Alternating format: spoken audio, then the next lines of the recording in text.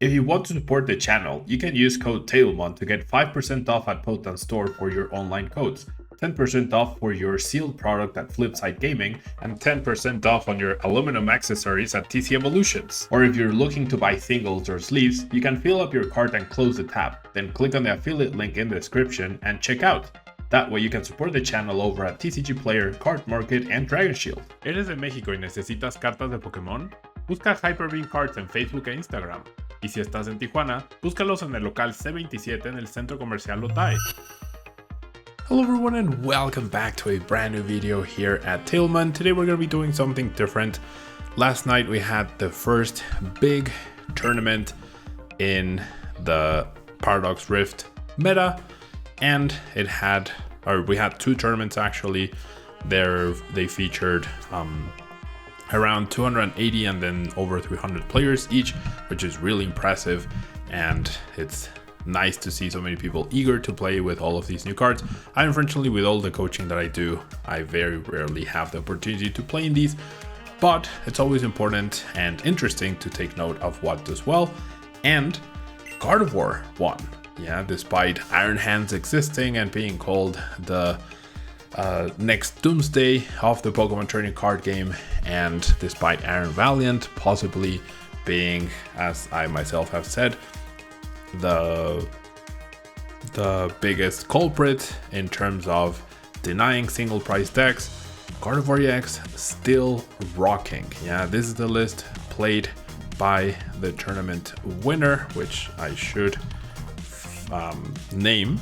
Yeah, very important to name the winner. Koichi Kimura from Japan won the tournament with this deck list, which is same old Gardevoir except renovated. Right, so let's talk about the new cards. First off, it features a new attacker in Screamtail. With its attack, it can now deal damage to the bench, which is fantastic. This card was first revealed at the World Championships, and this Pokemon does 20 damage to one of your opponent's Pokemon for each damage counter on this Pokemon. So at 90 HP, you can attach 4 energies to it through Psychic Embrace.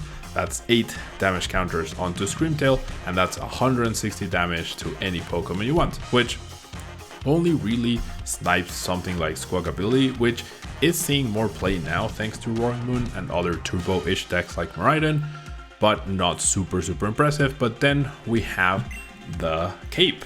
Yeah, the cape, the luxurious cape, where if the Pokemon this card is attached to doesn't have a rule box, you get 100 plus HP, and if this Pokemon is knocked out, your opponent takes an extra prize card. So you essentially turn your Screamtail into a 2-price Pokemon, but with the bonus HP, now you can attach so many energies, yeah, up to 8, 9, even all 10 energies, and you damage your Screamtail. I guess you can't attach all 10, you can attach 9, right? Then you'd have 10 HP left. That's a lot of damage counters, and now you can 1-KO anything. Yeah, Charizard or Mew VMAX or whatever it is, but you can knock them out wherever they are. Yeah, so that's a pretty big deal and a really cool card, or a really cool combination to see included. Now the Luxurious Cape can work on something like Shiny Arcana Gardevoir, which is pretty fantastic, allowing you to add those extra energies, not rely on reversal energy, to get a big KO on a Charizard EX, for example, or a Mew VMAX, so or any V-Star really. Yeah, as usually you can only attach 6, but now you can attach all the way up to 10 or 9 in order to get those big damage, those big numbers to deal a lot of damage and get those one-shots. Yes, it does come at a price, but if you save it for last, yeah, sounds good to me. Now, the next new card that we have included in the deck is Jirachi. Yeah, with its Stellar Veil attack, you do protect yourself from basic Pokemon placing damage counters onto your bench Pokemon. So essentially you protect from Sableye, which is usually a big threat to this deck. You have Manaphy to protect from opponent's Radiant Greninja. Now you also have Jirachi to protect from Sableye. So the combination of both of those things is very good. And Jirachi also protects from Yoga Loop, right? Which is really cool, and prevents Rapid Strike decks from ruining you, and also Iron Valiant decks from getting extra prize cards, or extra turns rather, as long as you have Jirachi, right? Iron Valiant can KO Jirachi before using Yoga Loop, so that's a whole other story, but extra protection. I do feel like Lost Box in general, or Sableye in general, is having less presence, at least in this first week of results, but we'll have to see how well Lost Box does at LAIC coming up next weekend, which I am commentating, by the way, in case you haven't heard. I will be commentating LAIC next week. But anyways, now the last new card featuring in Gardevoir is Counter Catcher. Gardevoir is the setup deck you're always, or pretty much always, behind, and therefore Counter Catcher is a fantastic card to have. Now you can be disruptive with Iono and Counter Catcher, targeting down something on the bench and being able to deny your opponent's resources. It's a fantastic combination, and I think it's going to do, or it's going to be very important, and it's going to be something that will win you a lot of games. So Counter Catcher at 2 copies seems fantastic. And then, not a new card, however, a new inclusion in the deck is the Triple Avery. Yeah, the focus had been on Worker and Professor's Research before. I definitely had a lot of conversations with people that I coach and with testing partners about Avery and how good Avery could potentially be in the mirror match against Chenpao, against Lugia, against Lost Box decks. Avery is super good because every deck pretty much wants to expand their bench up to 5. However, very rarely do you have the opportunity to use it, but Koichi decided to focus on Avery and then have the triple stadium. There does seem to be less path to a peak at this point in time in the metagame, so it sort of makes sense, right, that you don't need those extra path to a peaks. We might see a shift towards path to a peak in the near future, and therefore we might need to put back those workers in. But Avery, a very disruptive card, and if you only play one Avery in your deck, it's really hard to justify and really hard to play at the right time when you need it and when it would be most destructive. But with 3, you definitely can find it now at important points of the game where it will do a lot of damage to your opponents, yeah, especially in a mirror match, for example. So Gardevoir, still really powerful. The other card that really stands out to me is that third Super Rod, not usually common inclusion, and of course the 3 battle VIP pass. I wholeheartedly disagree with that. I would definitely immediately take out 1 Super Rod for the 4th battle VIP pass, but to each their own. So this was the winner. Now let's take a look at the next deck, Mew VMAX. Next up we have Mew VMAX, the deck that, like I said in a previous video, until Mew rotates, it will continue to do well and will continue to be a part of the metagame. Yeah, and it seems like DT Mew is not going anywhere.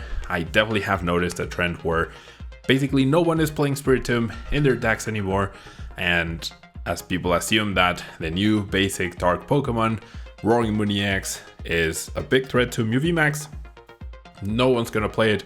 No need for Spiritomb, no need for Drapion, and all of a sudden we have Mew VMAX top cutting these online events. Will that translate to real life? I'm not so sure, but I feel like in real life we're gonna see a lot of Roaring Moon. However, Takumi was able to get 2nd place in this tournament. I do feel like 4 Path to Peak is something I would really like in Mew VMAX overall. I think it would be important to have that for sure. But yeah, the deck seems to be alive and well, won the tournament.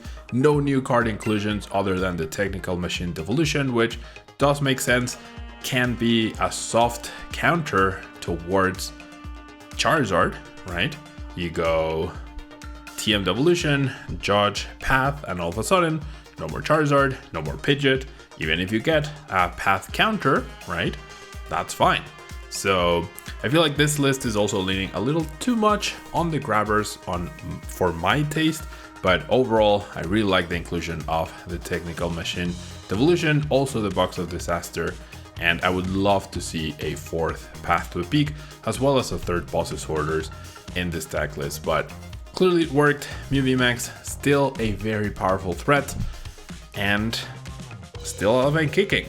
Will this translate, like I said, to real life tournament play? Will Mew VMAX do well at LAIC?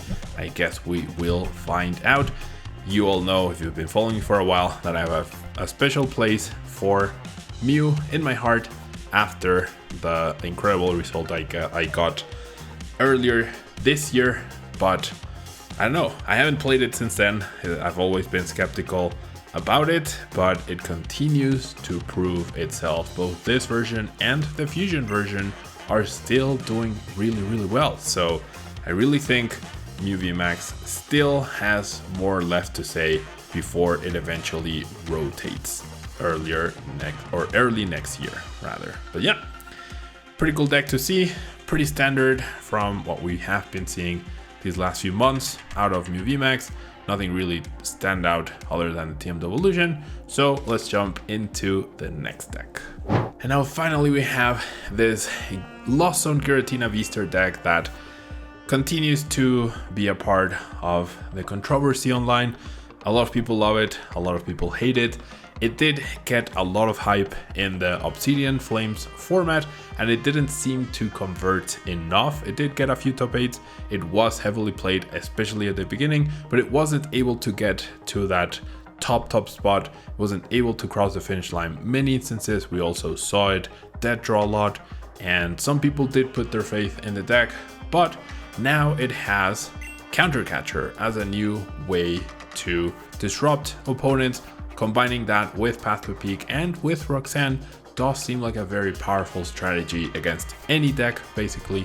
So it is something to look forward to. I personally have been running 2 Counter Catchers and only 1 copy of Possess Orders, but Nozones from Japan as well, it seems like I chose 3 decks from Japan, was able to get top 4 in this tournament with this deck. Now, Counter Catcher is the highlight, as I mentioned, pretty good card. The other highlight is the 4-3 line of Giratina V-Star. 3-3 has been very standard for a very long time, but now with 4-3, I think that's an important adaptation because there's more threats to lower HP Pokemon through Iron Valiant and through Iron Hands.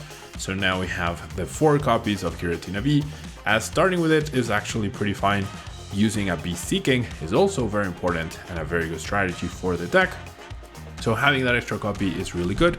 And then there's also more threats and easier ways to 1-KO your 280 HP Pokemon with something like Roaring Moon, where a lot of the time you're going to need to replenish that. Yeah, you're going to need to immediately replace that Giratina V-Star and get another hit in. Yeah. So it makes sense that with 4 Giratina V, you have a little bit more wiggle room to Lost Zone a copy of the card and still have 3 to play with, or have 1 doing a Beast Seeking and still have a backup of 2 reliably enough to be able to deal with, or to be able to utilize 2 Giratina V-Stars, which is very important in many matchups, such as Charizard EX matchup as well. So other than that, the deck is as standard as it comes. This list in particular is being a little greedy from my perspective, with only 3 Jet, 2 Switch Card and 2 Escape Rope. That's 7 ways to switch total. I've never felt comfortable with anything less than 8 with this deck. This deck is running 7 and I usually try to play 9. Of course you can't fit everything. Oh, sorry, there's a switch. So this does have the bare minimum for me, 8. I've always felt more comfortable with 9, but I would definitely love to see that 9th switch effect. Now, of course, that comes at a cost. And if we're playing Pokegear, if we're playing Counter Catcher, we're already cutting into a Path to Peak. To me, Manaphy is the card that could easily be caught. I feel like it's not necessary to beat neither Chien-Pao nor Lost Box, but that is also up for debate. So not a ton of new cards having an impact in the list, but still a very powerful deck regardless. And so, what do you think? Yeah, we've already covered a lot of the brand new decks these past few days. If you haven't watched those videos, definitely recommend you do so. We had some really cool and interesting games. Also made a ton of mistakes that I was able to show how to overcome from mistakes and still able to get wins. And now we have these 3 decks which are older, right? But they are still getting their results. And these 3 decks place higher than any Roaring Moon, any Iron Valiant, yeah, any Iron Hands containing deck, and Goldengo was the best performing of the newer decks. Let me know your thoughts. Hope you enjoyed the video, and I'll see you in the next one. Bye bye.